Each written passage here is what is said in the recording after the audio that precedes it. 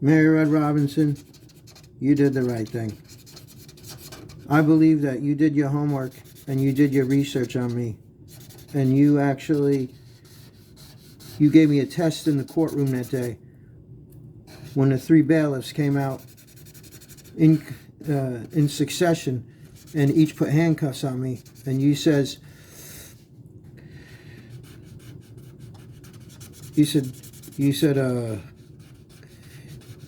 that's not necessary. Take them cuffs off of that man. And then the other bailiff came up and started putting the cuffs on me. At first it was 2 females.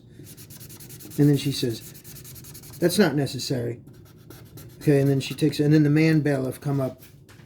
And then he starts putting the cuffs on me. And all I did was sit there looking at you. And I didn't move. And I didn't do nothing. Because I stand with the truth.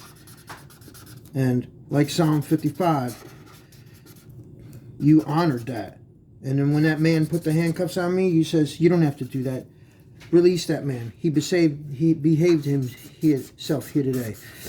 I want you to know, Mary Red Robinson, I respect you, and you made the right decision. And I had seen you briefly before in a courtroom under a circumstance with someone else, and I really didn't know who that person was. But that's not my character. And at the end of the day, you saw that. And I tried to get in touch with you because I wanted to give you flowers or something. And, yeah, I understand. I think you're a treasurer now of the state of Florida. But people protect because everybody, has assumptions. That's why I got beat up and prosecuted in the first place, is because of people's assumptions. But I just want you to know that if I never get the chance to tell you in person, God bless you and thank you very much.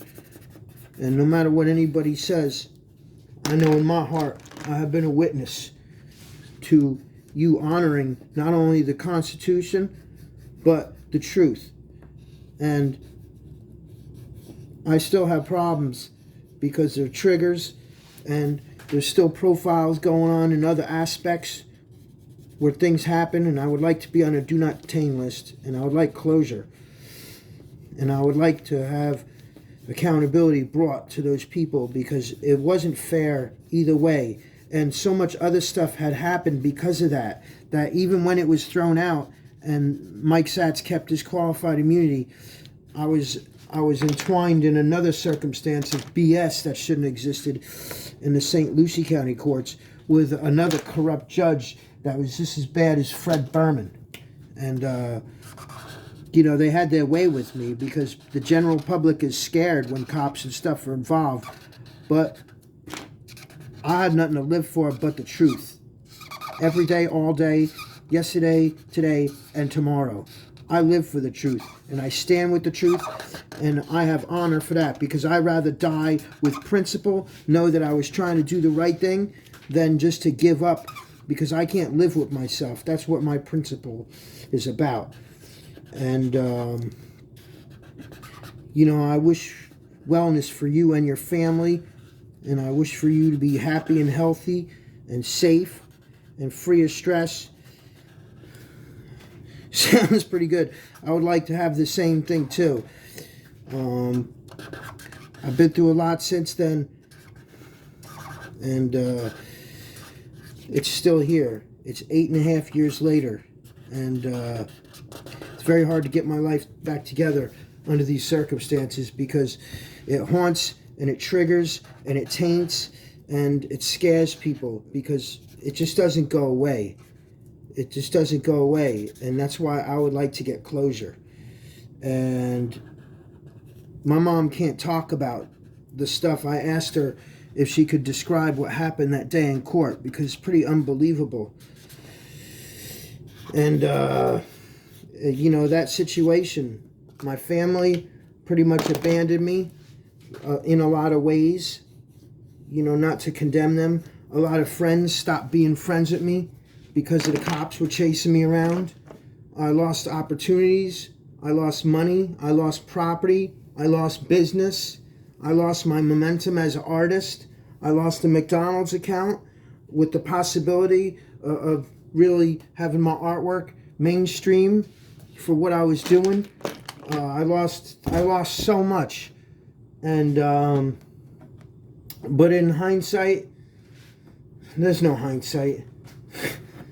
It's right here still, but it's not what it is. But you know, I guess I'm a better man today because I have information, and there's no way, absolutely no way, I could be shallow and ignorant and ignore the reality of what we all have to go through, especially because I went homeless through all this, but I picked myself back up as I always do, and my heart goes out to you, and I never got to say that.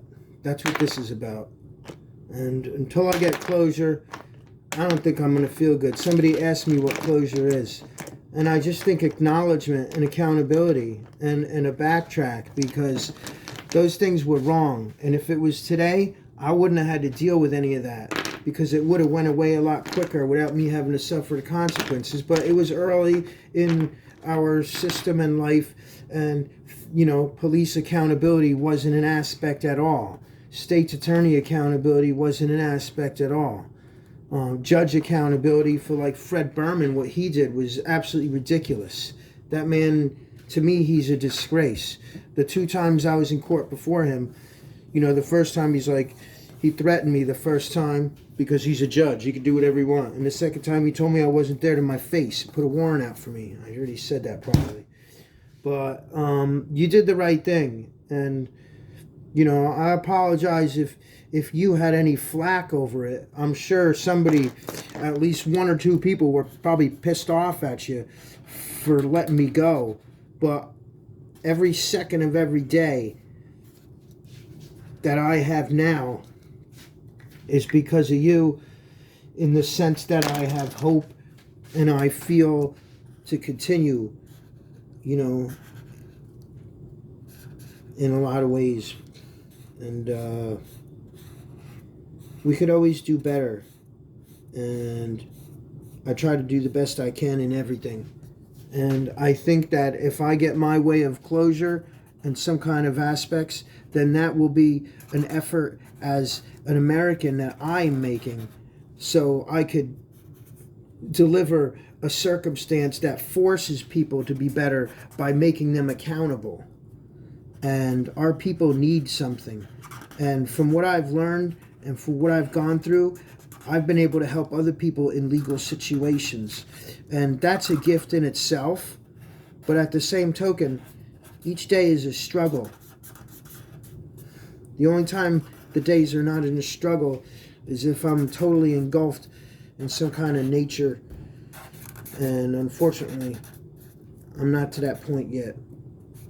Almost. But, yeah, so this is for you.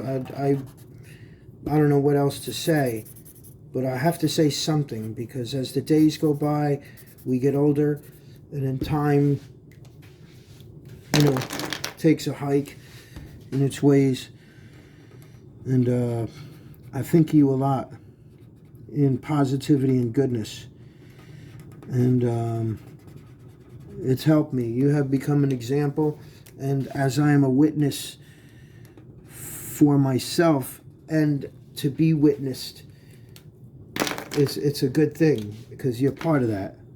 And I can't tell you, you know, probably thousands of times I said thank you to you that you would never have been able to hear, but I just want you to know that. So you did the right thing, and I respect you for that. And my promise is never to go over the line and deserve what had happened to me, or worse, because I didn't deserve that at all either. And that's how it is, you know. And I was pissed off at the people in your office too, because that was pretty ignorant, Donna. I still remember, Mr. Chiotis, we're not going to listen to your whatever. Anyway, thank you so much, Mary Red Robinson. I appreciate you, and you're always in my heart every second of the day. So, to pick real flowers is to kill them, in a way. But, you know, in my heart and in my mind, you deserve flowers. And this is the best I could do, I guess. Thank you very much. All the best to you always.